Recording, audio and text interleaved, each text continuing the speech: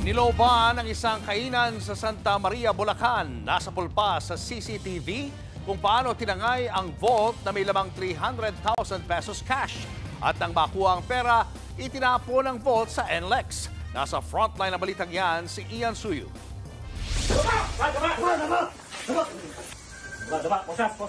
Pinadapa at pinusasan ng mga pulis ang dalawang lalaking yan na natuntun nila sa isang bahay sa Caloocan. Sangkot umano ang dalawang inaresto sa pagnanakaw sa isang fast food restaurant sa Santa Maria, Bulacan. Nakumpiska ang ilang plaka ng sasakyan, cutter at mga lagari na hinihinalang gagamitin sa isa pang pagnanakaw.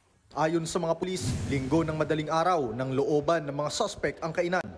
Immediately sir, nag-respond po ang tropa natin. Nagpunta po kagad sa insidente kung saan nangyari. Then nag-retrieve na kagad kami ng mga CCTVs na ma-find out namin kung sino yung mga gumawa nito.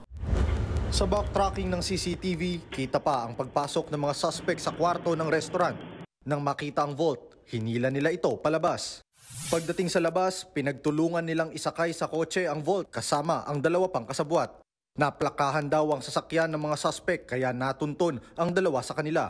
Na-recover naman ang vault na itinapon ng mga suspect sa bahagi ng NLEX. Pero wala na ang laman nitong nasa 300,000 piso. Hindi itinanggi ng mga suspect ang krimen. Saan yung dinaling ko? Ubus na po eh. Pangailangan lang po sir. Dito ang pangailangan po sir ng pera. Tinutugis pa ang dalawa nilang kasabwat. Nagbabalita mula sa frontline. Ian Suyu, News 5. Mga kapatid, Julius Babaw po. Para sa komprehensibo at makabuluhang balitaan at talakayan, mag-follow at mag-subscribe na sa social media pages ng News 5.